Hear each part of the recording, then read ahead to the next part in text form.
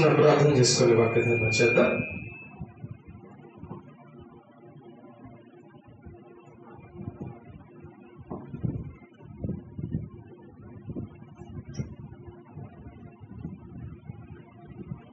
పరలోకమందున్న మా కన్న తండ్రి, నీ యొక్క పరిశుద్ధమైన పాదాలకు నమస్కారం తెలియజేస్తూ ఉన్నా. మరొక దినాన్ని అనుగ్రహించినందుకు స్తోత్రాలు. నీ పక్షాన నీవు నిలబెట్టుకున్న నీ దాస్యనైనా నేను అల్పజ్ఞుడను, పాపిని, నిష్ప్రయోజకుడను. కేవలం నీ ప్రేమ, నీ కృప చేత నీవు నిలబెట్టావు. అభ్యంతర పరచ చూచే సాతాను దురాత్మ చీకటి శక్తుల ప్రభావాన్ని తొలగించి నీ కొరకు ఉన్నతంగా మేము వాక్యం నేర్చుకున్నట్లుగా దీవించమని ప్రభు అయిన యేసు క్రీస్తు పేరిట ఈ ప్రార్థన మీకు సమర్పిస్తున్నాము తండ్రి. ఆమేన్. ప్రేమనా దేవుని పిల్లరా, ప్రతి వారంలో లాగానే ఈరోజు కూడా ఒక మంచి విషయాన్ని దేవుని యొక్క గ్రంథంలో నుంచి నేర్చుకుందాం.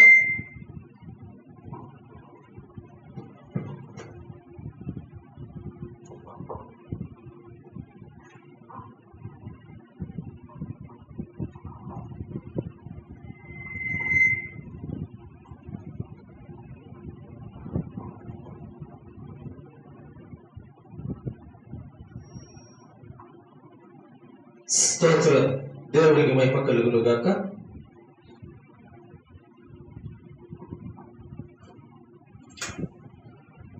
ఒక అతను ఇలా అనుకున్నాడు. ఒక మనిషి ఏ విధంగా అనుకున్నాడట, ఏ విధంగా అంటే, నాకు 80 సంవత్సరాలు వచ్చిన తర్వాత, బాగా ముసలోడైపోయిన తర్వాత అప్పుడు పెళ్లి చేసుకుంటా అన్నాడంట, అనుకున్నాడంట. ఏమనుకున్నాడమ్మా? నాకు 80 సంవత్సరాలు వచ్చిన తర్వాత, పొళ్ళంతా ఊడిపోయిన తర్వాత అప్పుడు చేసుకుంటా పెళ్లి అనుకున్నాడంట. ఇంకా ఏమనుకున్నాడంట? 80 సంవత్సరాలు ముసలోడు అయిపోయే వరకు బాగా డబ్బు సంపాదించాలనుకున్నాడంట. ఏమ్మా? ఇంకా ఏమనుకున్నాడంట? బాగా ముసలోడు అయిపోయిన తర్వాత డబుల్ స్టేర్ బిల్డింగ్, పెద్ద బిల్డింగ్ ఒకటి నేను కట్టుకోవాలి అనుకున్నాడు అనమాట. ఇంకా ఏమనుకున్నాడంట? బాగా ముసలోడు 80 సంవత్సరాలు దాటిన తర్వాత అప్పుడు నేను బాగా సంతోషంగా సుఖంగా ఉండాలి అనుకున్నాడంట. ఈ మాటలు నేను మీకు చెప్తుంటే మీరు నవ్వుతూ ఉన్నారు. ఏమా? ఈ మాటలు నేను మీకు చెప్తుంటే మీకు నవ్వు వస్తుంది. ఎందుకు అంటే, 80 సంవత్సరాలు ముసలోడు అయిపోయిన తర్వాత ఎవరు కూడా పెళ్లి చేసుకొని లాభం లేదు సంతానం కోసం. అంటే వయస్సు దాటిపోయిన తర్వాత పెళ్లి చేసుకొని లాభం లేదు. కనుక మీకు నవ్వొచ్చింది. 80 సంవత్సరాల వరకు కూడా డబ్బు సంపాదనే సంపాదన, సంపాదనే సంపాదన అన్న ఆలోచన వలన మీకు నవ్వొచ్చింది. ముసలాడైపోయిన తర్వాత డబుల్ స్టేర్ బిల్డింగ్ కడతా అనే ఆలోచన మాట వలన మీకు నవ్వొచ్చింది. బాగా ముసలుడు అయిపోయిన తర్వాత అప్పుడు సుఖపడతా అని అనగానే కూడా మీకు నవ్వొచ్చింది. ఎందుకు నవ్వొచ్చిందంటే, దాని తర్వాత 80 సంవత్సరాల తర్వాత అతడు పెళ్లి చేసుకున్న ఉపయోగం లేదు. 80 సంవత్సరాలు కష్టపడి సంపాదించిన డబ్బును తర్వాత సుఖపడాలంటే అతని వల్ల కాదు. 80 సంవత్సరాల వణికేటటువంటి ఆ యొక్క వయస్సులో పెద్ద బిల్డింగ్ అతను కట్టలేడు. ఇది మీకు అర్థమైతే ఈరోజు పాఠం బాగా అర్థమవుతుంది. ఈరోజు పాఠం బాగా అర్థమవుతుంది. మన కళ్ళ ముందు ఉన్న జనం కూడా ఏమనుకుంటారు? ఇదే కదా మన కళ్ళ ముందు అనుకునే జనం ఏమనుకుంటారంటే, చచ్చిపోయే టైంలో దేవుడి గురించి నేను ఆలోచన చేస్తా. ఇప్పుడు చచ్చిపోయే టైంలో చేస్తాను, లేదా చనిపోయిన తర్వాత అయినా చేస్తా.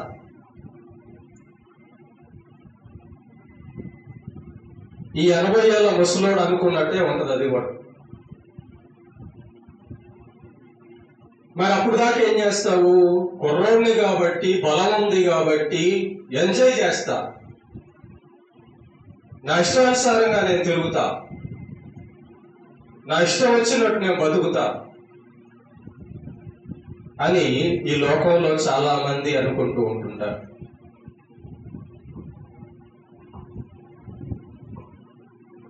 మరి మనకెందుకు నవ్వు వచ్చిందంటే 85 సంవత్సరాల ముసలోడికి పెళ్ళెందుకు? 80 సంవత్సరాల ముసలోడి తర్వాత పెళ్లి ఏం చేసుకుంటాడు? ప్రేమన దేవుని బిడ్డలారా, దేవుడు మనిషికి ఇచ్చినటువంటి ఈ జన్మ, జీవితం, కాలం ఇదంతా అయిపోయిన తర్వాత దేవుడి దగ్గరికి వచ్చి దేవుడిని నువ్వు ఏమడుగుతావు? దేవుడికి నువ్వేం చేస్తావు? దేవుడికి మనం ఏం ఉపయోగపడతాం? 80 సంవత్సరాల ముసలోడైతే పెళ్లి చేసుకోవడానికి పనికిరాడు.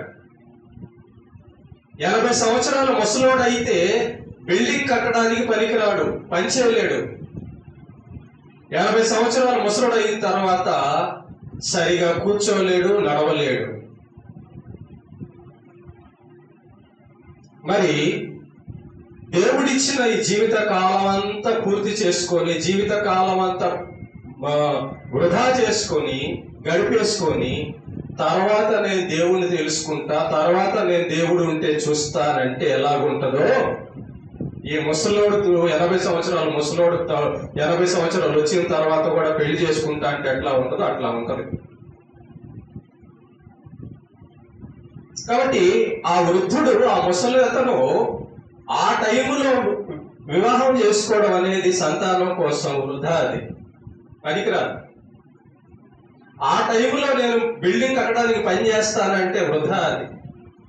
ఆ టైంలో నేను సర్వభోగాలు అనుభవిస్తా అంటే వృధా, అది. అందుకే ఇలాంటి వాళ్ళందరి గురించి దేవుడు ఏం చేశాడంటే, ఇలా అనుకునే వాళ్ళ గురించి, వయసు ఉంది, బలం ఉంది, అన్నీ అందుబాటులో ఉన్నాయి కాబట్టి నాకు నేనే చెప్పుకుంటా, నాకు నా ఇష్టానుసారంగా బతుకుతా, నాకు అడ్డెవడు లేడు, నాకు ఎవడు చెప్పకూడదు అని అనుకునే మనుషుల లోకం ఇది. కానీ కళ్ళ ముందు చూస్తున్నారు, చిన్నోడైనా చనిపోతున్నాడు, ముఖ్యమంత్రి అయినా చనిపోతున్నాడు, చదువుకున్నాడైనా చనిపోతున్నాడు, ముసలోడు వచ్చి అలాగా చనిపోతాడు. దీని గురించి ఆలోచించడం, ఆలోచనే రాదు. ఎందుకు ఆలోచన వస్తుంది? దేవుడు ఉంటే లోపల దేవుడి గురించి ఆలోచన చేస్తే వస్తుంది. దేవుడి గురించి ఆలోచన చేస్తే జ్ఞానం వస్తుంది.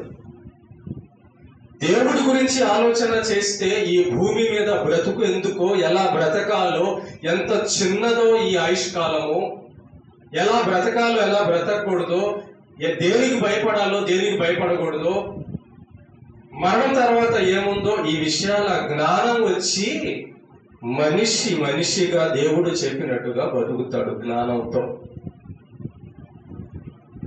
ఆ జ్ఞానం లేని ముసలివాడిలాగా, ఈ ముసలోడు జ్ఞానం లేనివాడే 80 సంవత్సరాల తర్వాత పెళ్లి చేసుకొని పిల్లకాయలుగా అంటాడంట. 80 సంవత్సరాల తర్వాత పెద్ద బిల్డింగ్ కడతాడంట. 80 సంవత్సరాల తర్వాత సుఖపడతాడంట. 80 సంవత్సరాల దాకా బాగా డబ్బు సంపాదిస్తాడంట. ఎర్రోడు కదా వీడు, ఈ ముసలోడు ఎర్రోడు కదా. ఇలాగా ఆలోచన చేసే ప్రతి వాడు కూడా వెర్రివాడే, జ్ఞానము లేనివాడే.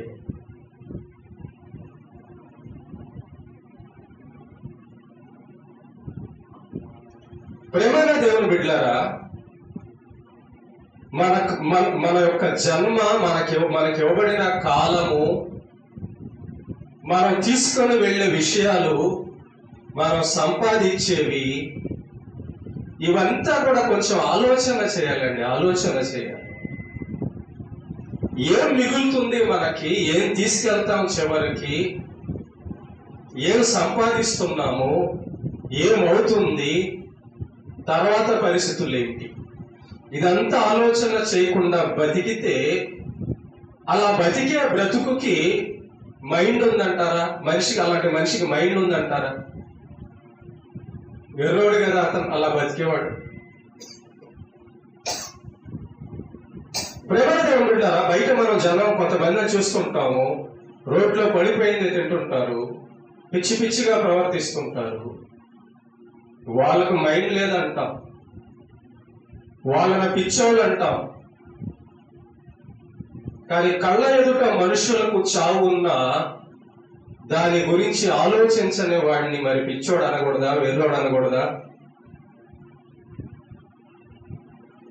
ఎంత సంపాదించినా రూపాయి కూడా తీసుకెళ్ళలేని మనిషిని చూస్తూ ఉన్నా ఆ రూపాయి కోసమే కొట్టుకోవడాలు, తిట్టుకోవడాలు, చంపుకోవడాలు చేసే మనిషి వెర్రోడు కదా?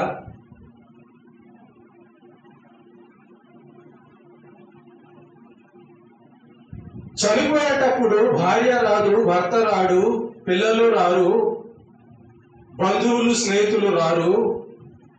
ఇది చూస్తున్నప్పుడు నా వాళ్ళు అనుకునే మనుషులు వెర్రోడు కదా? వెర్రోళ్లే, బుద్ధి లేనివాళ్లే. అలాంటి బుద్ధి లేనివాడు ఒకటి గురించి బైబిల్లో, అలాంటి జ్ఞానం లేనివాడు ఒకటి గురించి బైబిల్లో దేవుడు రాపించాడు. వాడు ఏం చేస్తున్నాడో చూసానా మనం నేర్చుకోవాలి. మన కళ్ళ ముందు ఎన్నో జరుగుతున్నాయి, దాన్ని మనం పట్టించుకోం. దేవుడు ఒక మనిషి గురించి ఇలా రాపించాడు. చదువుతానే, చూడండి జాగ్రత్త. లూకాసు వార్త 12వ అధ్యాయంలో 16వ వచనం నుంచి, మరియు ఆయన అనగా యేసు ప్రభు వారితో ఈ ఉపమానము చెప్పెను. ఒక ధనవంతునికి భూమి సమృద్ధిగా పండిందంట. వాడు బాగా డబ్బున్నోడంట, డబ్బు బాగా సంపాదించాడంట. ఆ సంవత్సరం వాడికి బాగా భూమి పంట బాగా పండిందంట. అప్పుడతడు నా పంట సమకూర్చుకొనుటకు నాకు స్థలము చాలదు కనుక నేనేమి చేతునని తనలో తాను ఆలోచించుకొని నేను ఇలాగ చేతును. జాగ్రత్త. ఆగస్టు నెల వచ్చేసింది. అసలు ఈ ఆగస్టు నెలకి వాస్తవానికి వర్షాలు ఉండాలి.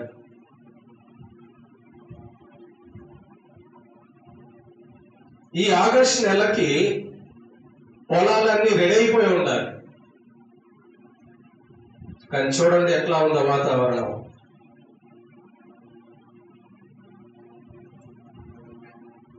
ఆలోచన చెయ్యాలి. ఏం జరుగుతుంది అని ఒకసారి ఆలోచన చెయ్యాలి. మానవుడు అనుకున్న కాలానికి వర్షం ఎందుకు పడలేదు? ప్రేమ దేవుని బిడ్డలారా, ఈ వాతావరణ పరిస్థితులు, ఈ మానవ జీవిత కాలపు పరిస్థితుల గురించి ఆలోచన చేస్తే తప్ప, దేవుడి గురించి ఆలోచన చేస్తే తప్ప అర్థం కానటువంటి జీవితం అండి మనిషిది. ఈ ధనవంతుడి కంట బాగా పంట పండిందంట ఆ సంవత్సరం. ఆ సంవత్సరం బాగా పంట పండినప్పుడు అతను ఏమనుకుంటున్నాడు తెలుసా? ఈ సంవత్సరం నాకు చాలా పంట పండింది. ఎంత పంట పండిందంటే మా ఇల్లు చాలదు. ఒక చిన్న రూములు ఉన్నాయి ధాన్యపు బస్తాలు పెట్టుకోవడానికి, ఆ రూములు కూడా చాలవు. అబ్బో అంటే పంటను చూశాడు. పంటను చూసినప్పుడు విస్తారంగా పండింది పంట. ప్రతి సంవత్సరం కంటే డబల్ పండింది పంట. ఇక ఆ పంటను చూసిన తర్వాత ఈ ధనవంతుడికి ఆలోచన కలిగింది. ఈ పంట ఇంత పంట పండింది, చాలా పంట పండింది. ఈ పంట మా ఇంట్లో పెట్టుకుంటే మా ఇల్లు సరిపోదు. ఈ పంట నేను ధాన్యం పెట్టుకునేటటువంటి ఆ రూముల్లో పెట్టుకుంటే ఆ రూములు కూడా సరిపోవు. ఇప్పుడు ఏం చేయాలంటే పెద్ద పెద్ద రూములు, గోడౌన్లు కట్టాల. ఇప్పుడు పెద్ద పెద్ద రూములు కట్టి ఈ పండిన పంటంతా దాని లోపల పెట్టాలి. ఈ పండిన పంటంతా దాని లోపల పెట్టి ఏం చేయాలి? నా ప్రాణముతో ప్రాణమా, అనేక సంవత్సరములకు విస్తారమైన ఆస్తి నీకు సమకూర్చబడి ఉన్నది, సుఖించుము, తినుము, త్రాగుము, సంతోషమని చెప్పుకొందును అనే జాతరని పాయింట్. భూమి మీద 99% మంది ఇలాగే తమ ప్రాణముతో, తమ మనస్సుతో, తమ దేహముతో, తమ శరీరముతో ఇలా చెప్పుకుంటారు. ఇదిగో నువ్వు చాలా రోజులు బతుకుంటావే, ఇదిగో నువ్వు చాలా డబ్బులు సంపాదించాలే, ఇదిగో నువ్వు చాలా సంతోషపడ, ఎంజాయ్ చేయాలి, నువ్వు ఎంజాయ్ చేయాలి, బాగా తినాలి, తాగాలి, ఎగరాలి, నా అంతటోడు లేడనాలి, సంపాదించాలి అని వాళ్ళే చెప్పుకుంటారు. వీడు కూడా అట్లా చెప్పుకుంటున్నాడంట, తన మనసుతో చెప్పుకుంటున్నాడు. ఎవరు చెప్పుకుంటున్నాడు? ఇదిగో మనసా, అసలు చూసావా ఎంత పంట పండిందో నీకు? ఎంత పంట పండిందో చూసావా? ఈ పంట ఎన్ని రోజులు తింటావో తెలుసా? 80-70 సంవత్సరాల వరకు ఇక్కడికి ఇబ్బంది లేదు. 80-70 ముసలోడు అయ్యే వరకు ఇక నీకు తిండి గురించి దిగిలే లేదు. అంత పంట పండింది. కాబట్టి నేను ఇంకా రోజు తింటా, నేను ఇంకా రోజు తాగుతా, నేను ఇంకా రోజు డాన్స్ చేస్తా, నేను ఇంకా రోజు నా ఇష్టానుసారంగా బతుకుతా, నన్ను అడిగేవాడు లేడు, నాకు ఏమీ రాదు, నాకు ఏమీ కాదు, సంతోషమే సంతోషం, ఎంజాయ్, హ్యాపీ నా జీవితంలో ఇంకా అనుకుంటున్నాడు. పంట చూశాడు, ఇంటికి వచ్చి మంచం మీద పడుకొని ఆలోచన చేస్తూ ఉన్నాడు. రాత్రి అయింది, పొద్దునే పంటకి వెళ్ళాడు, చూశాడు, పొలానికి వెళ్ళాడు. పొలం అంతా కూడా బాగా పండిపోయింది. పొలం అంతా కూడా బాగా డబుల్ పంట పండిపోయింది. డబుల్ పంట పండిపోయేసరికి వీడికి ఆలోచనలు, అబ్బా సంతోషం వచ్చేసి, ఎంత పంట పండిందో నాకు, ఎంత డబ్బు వచ్చిందో నాకు, ఎంత ధనం వచ్చిందో, ఎంత ఆహారం వచ్చిందో నాకు, ఆహా నా భాగ్యం, ఆహా ఓహో నా జీవితం అనుకుంటున్నాడు. ఉదయం అట్లా వెళ్ళాడు, పొలాలు మొత్తం చూసుకొని ఇక అక్కడి నుంచి సంతోషంతో హ్యాపీగా వస్తున్నాడు. ఇంటికి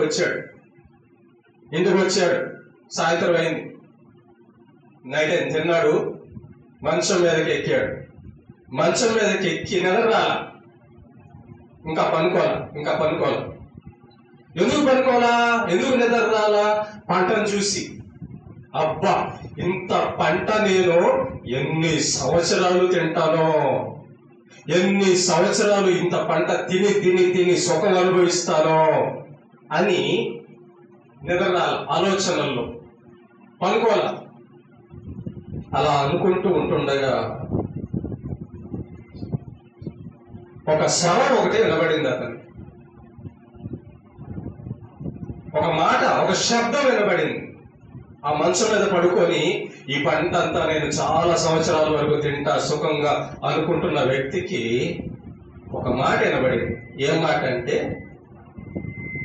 దేవుడు మాట. దేవుడు ఆ వ్యక్తితో మాట్లాడాడంట. ఏమని మాట్లాడాడు? ఒరే వెర్రివాడా ఏమంటున్నాడు? వెర్రివాడ ఎందుకు అన్నాడు? డబ్బుడు కదా, డబ్బున్నోడు అన్నాడు కదా అనాలా? అదృష్టవంతుడు, తెలివిగల్లోడు అనాలి కదా దేవుడు. వెర్రోడు అంటున్నాడు ఏంటి దేవుడు? వెర్రోడు ఏంటి? డబ్బున్నోడు వెర్రోడా? ఈ లోకం డబ్బున్నోడు వెర్రోడు అంటదా? డబ్బుల్లోని తెలియగలడు అంటది, డబ్బుల్లోని వెరువాడు అంటదా, అదృష్టవంతుడు అంటది, డబ్బుల్లోని తక్కువడు అంటదా, గొప్పవాడు అంటది. కానీ దేవుడు ఏమంటున్నాడంటే వెర్రోడా, ఇదిగో వెర్రోడా, వెర్రోడా, వెర్రోడే, వెర్రివాడు, రే వెర్రోడా, ఈ రాత్రి నీ ప్రాణము నడుగుచున్నారు, నీవు సిద్ధపరిచినవి ఎవరివి అగును అని అతనితో చెప్పాను. చూసారా, దేవుడు ఏమన్నాడంటే రే ఈ రోజేరా నీకు లాస్ట్ డేటు అన్నాడు.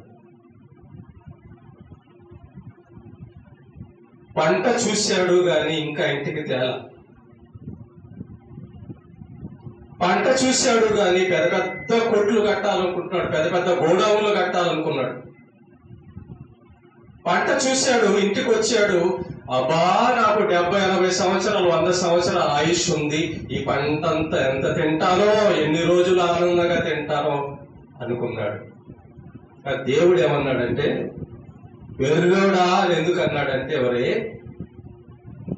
బ్రతుకు ఇచ్చింది నేను, టైం ఇచ్చింది నేను, ఆయుష్కాలం ఇచ్చింది నేను, ప్రాణం ఇచ్చింది నేను, శరీరం ఇచ్చింది నేను, ఆత్మనిచ్చింది నేను, భూమిని చేసింది నేను, గాలిని రప్పించింది నేను, వర్షాన్ని రప్పించేది నేను, సమస్తము నాది కదా.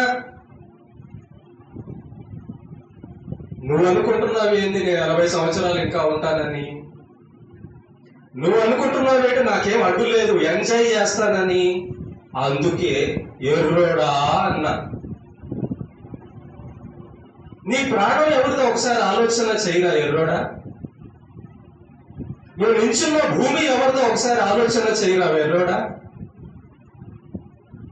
నీ కళ్ళు ఎవరివి, నీ చెవులు ఎవరివి, నీ నోరు ఎవరిది, నీ కాళ్ళు చేతులు ఎవరిది, నీ కొట్టుకుంటున్న గుండె ఎవరిది, నీ రక్తం ఎవరిది, నీ మాంసం ఎవరిది, నీ ఎముకలు ఎవరివి, ఈ గాలి ఎవరిది, ఆ ఎండ ఎవరిది, ఆ సూర్యుడు ఎవరిది, చంద్రుడు ఎవరిది.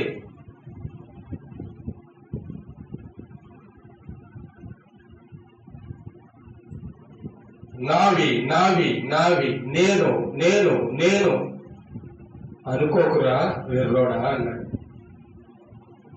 అదంతా నేను తీసుకుంటాను రా, అదంతా నువ్వు వదిలేయాలిరా, అందుకే వెర్రోడా అన్నాడు.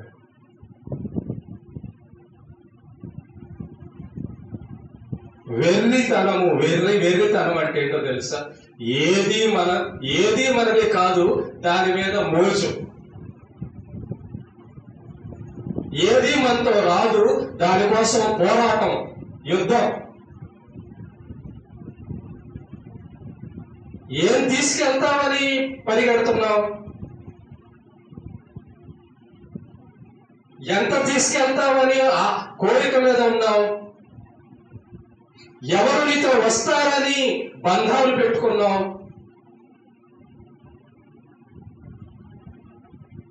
ఈ ఆలోచన చెయ్యని ప్రతివాడు, ప్రతి మనిషి వెర్రివాడు.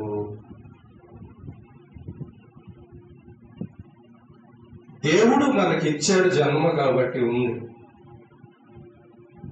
దేవుడు మనకు ప్రాణం ఇచ్చాడు కాబట్టి ఉంది, దేవుడు మనకు శరీరం ఇచ్చాడు కాబట్టి ఉంది, దేవుడు చూపిచ్చాడు కాబట్టి ఉంది, దేవుడు చెవులు ఇచ్చాడు కాబట్టి వింటున్నాం, దేవుడు కాళ్ళు చేతులు ఇచ్చాడు కాబట్టి పని చేసుకొని నడుస్తున్నాం, దేవుడు కుటుంబాన్ని ఇచ్చాడు కాబట్టి బంధం ఉంది, దేవుడు ఇచ్చాడు కాబట్టి ఇల్లు ఉంది, అన్ని దేవుడివే. ఏవో అదే అందుకే అన్నాడు యెహోవా ఇచ్చాను, దేవుడిచ్చాడు. దేవుడిస్తే మళ్ళా దేవుడు తీసుకుంటాడు.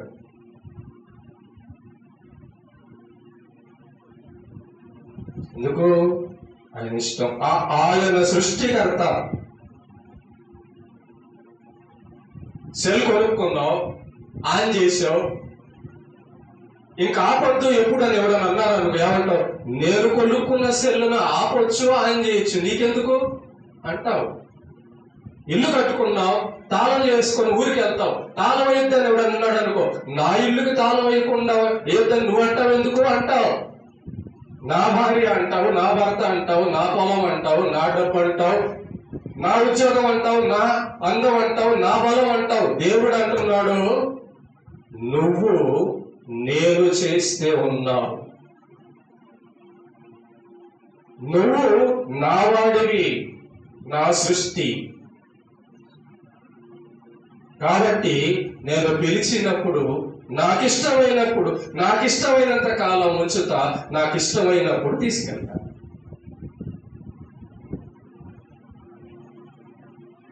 ప్రేమన దేవుని బిడ్డలారా, ఈ జ్ఞానం లేని మనిషి చివరికి ఏమవుతాడో తెలుసా? కుమిలి కుమిలి కుమిలి కుమిలి చస్తాడు. డబ్బు మీద ఆశ కలిగినోడు కుమిలి చచ్చిపోతాడు, గుర్తుపెట్టుకోండి.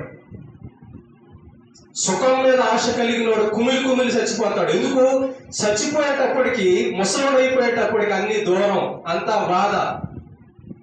వదిలెళ్ళాల, మనసు రాదు, వదిలెళ్ళాల, బాధ. నడవలేడు, కూర్చోలేడు, నిద్ర రాదు.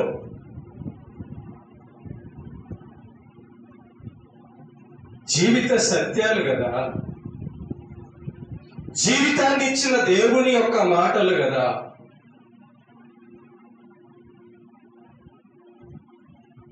జ్ఞానం కావాలి, జ్ఞానం. మానవునికి జ్ఞానం దేవుని యొక్క మాట జ్ఞానం. సత్యము. దేవుడు ఏం చేస్తున్నాడు చూడండి ఒకసారి. నేను ముఖ్యమంత్రి అని ఒకడు ఎర్రగెత్తుంటాడు, తీసుకెళ్ళిపోతాడు ఆయన. నువ్వు ముఖ్యమంత్రి అయితే, ప్రధానమంత్రి అయితే ఏంటి, ఈ భూమి మీద అందరికంటే ఆస్తి కలిగినోడైతే ఏంటి, దేవుడికి ఏంటి లెక్క? దేవుడికి మానవుడు. నువ్వు పోలీస్ అయితే ఏంటి, డాక్టర్ అయితే ఏంటి, దేవుడికి ఏంటి? దేవుడు భయపడతాడా నువ్వు పోలీస్ అని? దేవుడు భయపడతాడా నువ్వు డాక్టర్ అని? దేవుడు భయపడతాడా నువ్వు జడ్జి అని? దేవుడు భయపడతాడా నువ్వు పెద్ద కులం అని? దేవుడు భయపడతాడా నీకు బలం ఉందని? ఒకటే మాట అంతే, వెళ్ళడా ఈ రోజు నీ ప్రాణం తీసేస్తున్నా. అటు సత్యం ఇది కదా. ఇలాంటి మాటలు కదా సమాజానికి కావాల్సింది. ఏ కులం అయితే నువ్వు చావవు, ఏ కులం అయితే నీకు మరణం రాదు. ఎంత డబ్బు సంపాదిస్తే నువ్వు భూమి మీద శాశ్వతంగా ఉంటావు. ఏ ఉద్యోగం వస్తే నువ్వు చావకుండా ఉంటావు. ఎంత అందం ఉంటే నువ్వు చావకుండా ఉంటావు. ఎంత పెద్ద బిల్డింగ్ కడితే చావకుండా ఉంటావు. ఎన్ని ఎకరాల పొలం ఉంటే చావకుండా ఉంటావు. ఎంతమంది పిల్లలు ఉంటే చావకుండా ఉంటావు. దేవుడు మాట్లాడుతున్నాడు, ఎర్రడా, ఎర్రోళ్లే మరి.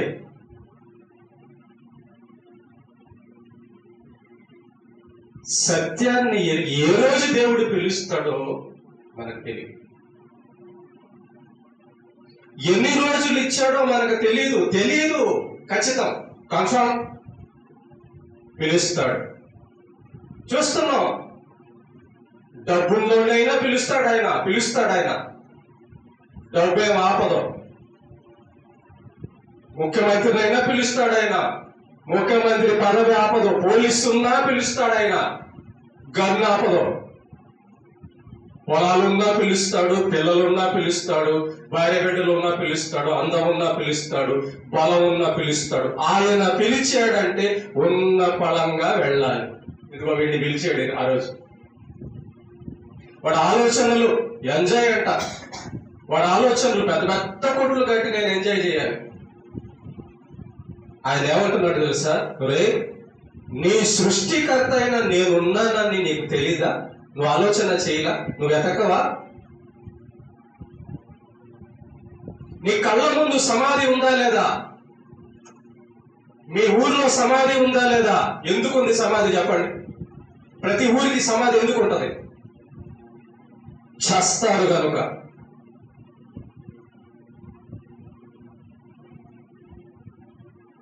హాస్పిటల్ లేని ఊరు ఉంది, స్కూలు లేని ఊరుంది, పోలీస్ స్టేషన్ లేని ఊర్లు ఉన్నాయి, సమాధులు లేని ఊరు ఒకటి చెప్పండి. అందుకే ఏమండి, మా ఊర్లో అసలు సమాధే లేదండి, మా ఊర్లో ఎవడు చనిపోడండి అన్న ఊరు ఏదన్నా ఉందా భూమి మీద? లేదు. అందుకే వేర్రోడా వేర్రోడా. జ్ఞానం ఏంటంటే, వెర్రోడు కదా, మరి జ్ఞానం ఏంటంటే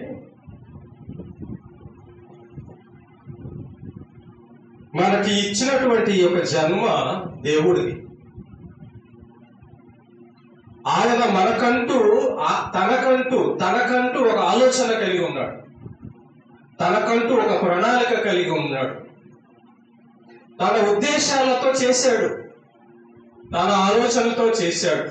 అవి తెలుసుకొని ఆ యేసుక్రీస్తుని మదిలో విశ్వసించి ఆయన మాటల ప్రకారం బ్రతకడమే జ్ఞానము. ఇంతకు మించి భూమి మీద ఇంకేమీ లేదు అన్నాడు సొలొమోను. ప్రసంగి 12వ అధ్యాయంలో అదే విధి. విధి అంటే ఏంటంటే ఆర్డర్. జడ్జి అంటాడు ఆర్డర్ ఆర్డర్ ఆర్డర్, ఎవరు గోల చేయొద్దు. పోలీసులు అంటారు గోల చేయొద్దు. దేవుడు అంటున్నాడు ఆర్డర్. మాట్లాడడానికి లేదు మానవులు. నేను పంపించాను, బతుకు. నేను పిలుస్తాను, రా. That's all.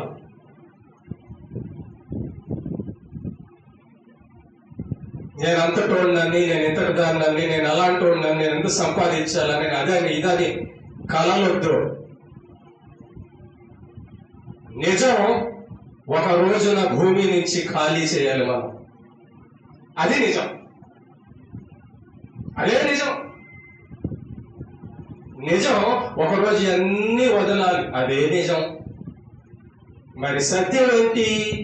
యేసు ప్రభు వచ్చి చెప్పాడు, దేవుని యొక్క రాజ్యము పరలోకం ఉంది. అక్కడ శాశ్వతంగా మనుషులు ఉంటారు, అక్కడ మరణం ఉండదు, అక్కడ పరిశుద్ధులు ఉంటారు. మరి ఆ లోకానికి ఎలా వెళ్ళాలి? ప్రభు అయిన యేసుక్రీస్తును నమ్ముకొని ఆయన చెప్పిన నీతి మాటల ప్రకారము దేవుడిచ్చిన కాలంలో ఆయన పాదాలు పట్టుకొని తగ్గించుకొని విధేయత చూపిస్తూ ప్రార్థన చేస్తూ మందిరానికి వస్తూ ఆయన ఇచ్చిన కాలం అంతా ఆయనకు జాగ్రత్తగా భయభక్తులు కలిగి బతికితే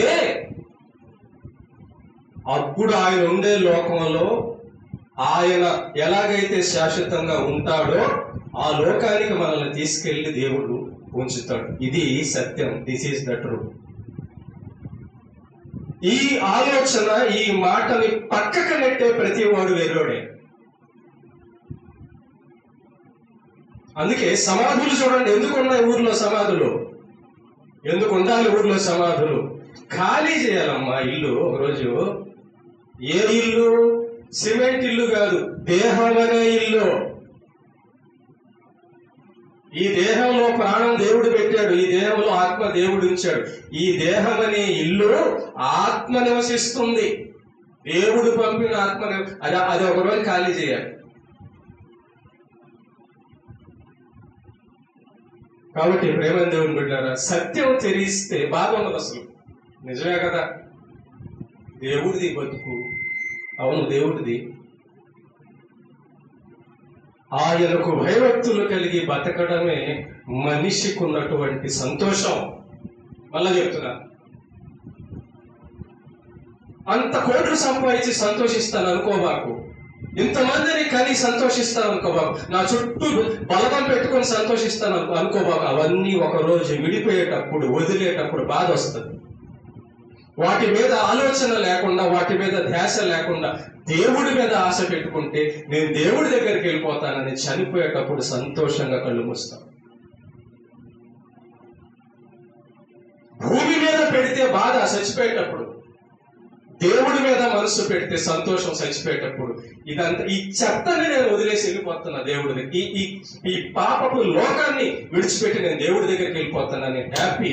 పౌలు గారు బ్రతుకుట క్రీస్తే చావైతే లాభం, నేను వేసే దగ్గరికి వెళ్ళిపోతాను, నిత్యరాజ్యానికి వెళ్ళిపోతాను. నేను అక్కడ ఎండలు ఉండవు, అక్కడ కులం తేడా ఉండదు, అక్కడ పేద ధనిక తేడా ఉండదు, ఆడ మోసం చేసే వాళ్ళు ఉండరు, అబద్ధం చెప్పే వాళ్ళు ఉండరు, నరహత్య చేసే వాళ్ళు ఉండరు. ఎవరు రారు, అలాంటి వాళ్ళు రారు. అలాంటి లోకానికి దేవుడు రమ్మంటున్నాడు ప్రేమతో. అలాంటి లోకాన్ని ఇస్తానంటున్నాడు యేసయ్య. ఉందా? మరి భూలోకం ఉందిగా,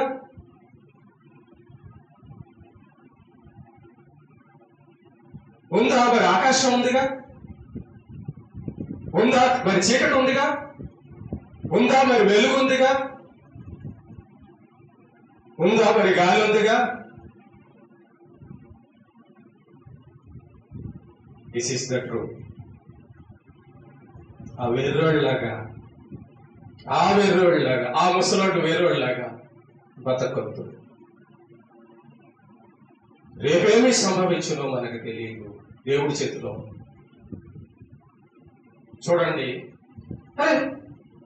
నిన్న బాగున్నాడే అంటావు,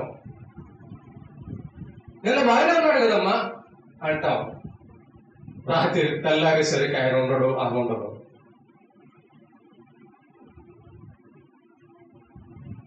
ఈ సత్యాలు మనం కనుక్కుంటే అది దేవుడి గురించిన జ్ఞానం సంపాదించిన వాడికి మనసు సంతోషం వస్తుంది తెలుసా. అయ్యో రోగం వచ్చింది, తగ్గిద్దా తగ్గదా, పేదరికం వచ్చిందా పోయిందా పోద్దా, ఉద్యోగం లేదే వస్తుందా రాదా, ఈ చింతలు కాదు, ఈ చింతలన్నీ పోతాయి, ఇవన్నీ పోయేవే. మంచి పాట ఒకటి రాశాడు సత్యవేద సాగర్, ఉన్నవన్నీ పోయేవే అని చెప్పాడు వేసే.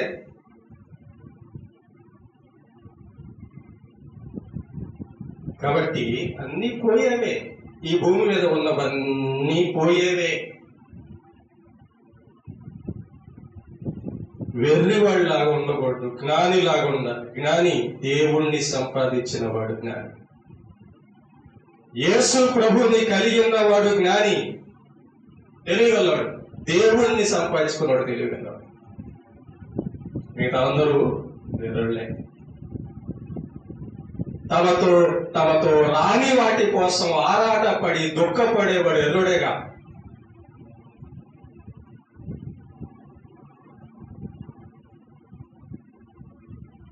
వీలునామా అంటే ఏంటి? అమ్మా కష్టపడి రాత్రి మగలు సంపాదించాను, తిని తిరగ వదిలిపెట్టి నీకు రాసిచ్చి పోతున్నా, అదే వీలునామా అంటే. వీలునామా అంటే అదే. ఇంతంతా కూడా దీనికోసం అంతే మరి. అందుకే బైబిల్లో ఏముంటుందంటే, ఈరోజు పచ్చడి ఉందా సంతోషించు, దేవుని స్తుతించు, ప్రభువా పచ్చడి ఇచ్చావా, దేవుని తండ్రి నీకు స్తోత్రం. మంచి ఆహారం దొరికిందా, దేవా నీకు స్తోత్రం. వస్తున్నావా, దేవా స్తోత్రం. కష్టంలో ఉన్నావా, దేవుని స్తోత్రం. సంతోషంలో ఉన్నావా, దేవుని స్తోత్రం. దేవా నీవిచ్చిన నీ దయ వల్లనే ఇదంతా. భక్తుల యొక్క జీవితాలంతా మాటల్లో అదే ఉంటుంది. యెహోవా ఇచ్చాను, యెహోవా తీసుకొని పోయాను, ఆయన నామమునకు ఆయన చిత్తమునకు స్తుతి కలుగునుగా. ఇంకెందుకు బాధ ఉంటుంది యోగుకి? యోగుడు మహాజ్ఞాని, పౌలు మహాజ్ఞాని, పేతురు మోషే మహాజ్ఞాని, దావీదు మహాజ్ఞాని. వాళ్ళకి తెలుసు దేవుడిచ్చాడు, ఒకరోజు దేవుడు తీసుకెళ్తాడు. వీటి మీద నేను మనస్సు పెడితే చచ్చిపోయేటప్పుడు నేను కుమిలి బాధపడాలి. కాబట్టి కుమిలి బాధపడటం ఎందుకు? పోయే వాటి కోసం. సంతోషం ఎలా వస్తుంది? దేవుణ్ణి సంపాదించుకుంటే. ప్రభువునందు ఆనందించుడి. అందుకే దేవుడు అన్నాడు, మరే మనుషులారా ఈ లోకంలో ఉన్న వాటి మీద వేటి మీద నీకు ఆనందం దొరకదురా. నా గురించిన జ్ఞానం నీకు కలిగితే, నేను నీ హృదయంలోకి వస్తే అప్పుడు మాత్రమే నీకు ఆనందం అన్నాడు. తాగేవాళ్ళు ఒకరోజు తాగి మానేస్తారా? ఆ రోజుతో తృప్తి పోదా? అబ్బా ఈ రోజు తాగా, ఇక రేపటి నుంచి తాగాల్సిన అవసరం లేదు అనుకుంటారా? వదలది. ఎందుకంటే ఈ రోజు తాగితే సరిపోదు, రేపు తాగాలి మనం. రేపు తాగితే సరిపోద్దా? సరిపోదు, ఎల్లుడు తాగాలి. ఏమవుతుంది? లాగుతుంది. ఆనందం కాదు, ఉరి. ఆ ఊరి నుంచి, ఆ పాపము నుంచి మనల్ని రక్షించడానికి, ఈ మరణ వేదనల నుంచి మనల్ని రక్షించడానికి, ఈ బాధల నుంచి మనల్ని రక్షించడానికి 2000 సంవత్సరాల క్రితం యేసయ్య భూలోకానికి, దేవుడు భూలోకానికి వచ్చాడు మానవులను రక్షించడానికి, జ్ఞానం ఇవ్వడానికి. ఒరే మీ బతుకులు ఇంతేరా, చిన్నవిరా మీ బతుకులు, ఎందుకురా టెన్షన్ పడతారు, ఎందుకురా బాధపడతారు, నిజం ఇదిరా అని చెప్పడానికి వచ్చాడు యేసయ్య.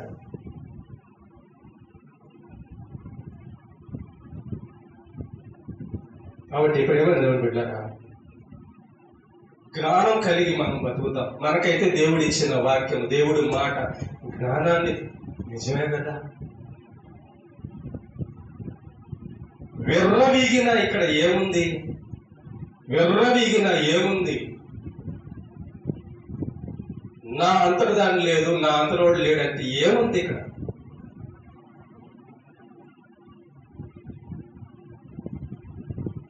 దేవుని యందు భయభక్తులు కలిగి తగ్గించుకొని ఆయనను బట్టి సంతోషించడం, ఆయన ఇచ్చిన దాన్ని బట్టి సంతోషించడము మనిషి జ్ఞానం కలిగి ఉండడం. దేవుడు అందుకే అంటాడు, కలిగి ఉన్న వాటితో తృప్తి కలిగి ఉన్నాడు. ఆయనకి తెలీదా మనకేమి ఇవ్వాలో? ఆయనకి తెలీదా ఎవరిని ఎప్పుడు తీసుకెళ్లాలో? అడుగుతావా? ఏంటి ప్రభువా రాజశేఖర రెడ్డి గారిని తీసుకెళ్లిపోయావు, ఏంటి ప్రభువా రామారావుని తీసుకెళ్లిపోయావు అని అడుగుతావా? ఏంటి ప్రభువా మా ఇంట్లో పెద్దల్ని తీసుకెళ్లిపోయావు అని అడుగుతావా? ఎవడు అడగడానికి ఆయన్ని? ఆయన అడిగేవాడు ఎవడో? ఎవడు అడగగలడు ఆయన్ని?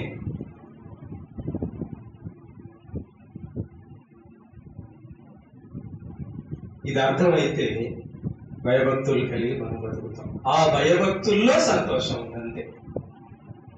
యేసు ఎడల, ప్రభువైన యేసుక్రీస్తు ఎడల భయభక్తులు కలిగి ఉంటే ఆ భయం భక్తి ఆనందాన్ని ఇస్తుంది.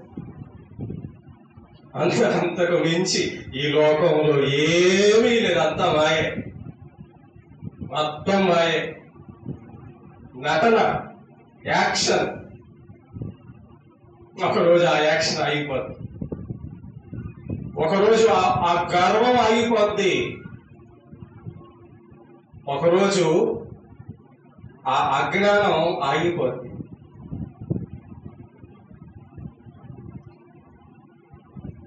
అసలు సమాధుల దగ్గరికి వెళ్ళి 1 గంట కూర్చోండి. దేవుడు అందుకే బైబిల్ ఎవరు రాపించాడు తెలుసా? పార్క్ దగ్గర, సముద్రం దగ్గరికి వెళ్తే కాదురా నాన్న నీకు జ్ఞానం వచ్చేది, సమాధుల దగ్గరికి, చచ్చిపోయిన వాడి దగ్గరికి వెళ్ళి, అదిగో ఆ చచ్చిపోయి ఇంటి వాకిట శవం ఉంది, అక్కడికి వెళ్ళి కూర్చో ఒకసారి, నీకు అర్థమైంది అన్నమాట.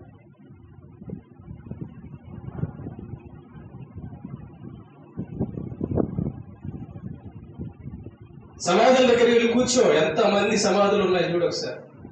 ఎలా బతికిన వాళ్ళు చూడాలంతా, ఎంత సంపాదించిన వాళ్ళు, ఎంత చదివిన వాళ్ళు చూడు. వాళ్ళందరూ వచ్చి ఏడబనుకున్నారు. మరి ఆలోచించాలిగా.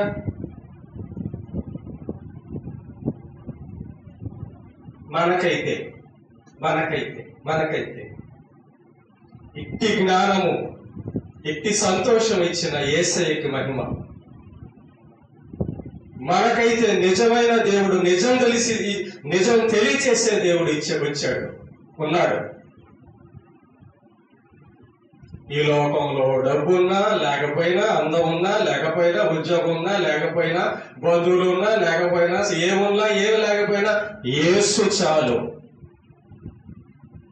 నా దేవుడు సజీవుడు, నా దేవుడు మృత్యుంజయుడు, నా దేవుడు పరిశుద్ధుడు, నా దేవుడు ప్రేమామయుడు, నా దేవుడు సృష్టికర్త, నా దేవుడు నిజమైన దేవుడు, రియల్ గాడ్ ఉన్నవాడు. పాపిని ప్రేమించిన బాగు చేయడానికి వచ్చిన దేవుడు. Hats off. సంతోషం దేవుల్లో ఉందో చెప్పడానికి వచ్చిన దేవుడు.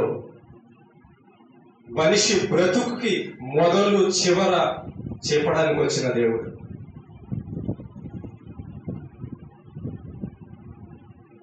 ఆయన చాలు. అందుకే ఆయన అంటాడు పౌలుతో, పౌలు నా కృప నీకు చాలు, నా కృప నీకు చాలు, చాలు చాలు. అక్కడే ఉంది. మనకు ఆయన కృప చాలు, మనకు యేసే చాలు. ఈ మాట ఎవరి హృదయంలో అయితే నిండి ఉంటుందో వాళ్ళ హృదయంలో ఎప్పుడు కూడా అది లేదు, ఇది లేదు, అది లేదు, నో టెన్షన్. అడవిలో ఉన్నా ఓకే, చెట్టు కింద ఉన్నా ఓకే, ఎండలో ఉన్నా ఓకే, నీళ్ళల్లో ఉన్నా ఓకే, కాపాడి ఆయన ఉన్నాడు. మనల్ని చూసి ఆయన ఉన్నాడు, మనల్ని చేసిన ఆయన ఉన్నాడు, మన కోసం ప్రాణం పెట్టిన ఆయన ఉన్నాడు, మన కోసం గొప్ప లోకాన్ని, నిత్య జీవాన్ని పెట్టిన ఆయన ఉన్నాడు. యేసయ్య, నజరేయుడైన యేసుక్రీస్తు అని పేరు. ఆయన నమ్ముకున్న విశ్వాసులో ఉండే ఆనందం అదే. ఎందుకు చనిపోయారు? నిత్య జీవం ఉంది, మీరు ఇక్కడ చంపండి, అక్కడ బతికిస్తాడు. ఇక్కడ పేదరికం అయితే అక్కడ ధనవంతుణ్ణి, ఇక్కడ మనుషులు వెలివేయవచ్చు, అక్కడ సింహాసనంలో కూర్చోబెట్టుకుంటాడు. ఇంతకంటే ఇంకేం చెప్పాలి? ఇంతకంటే ఇంకేం కావాలి చెప్పండి? యేసు చాలు. దేవునికి మహిమ కలుగును.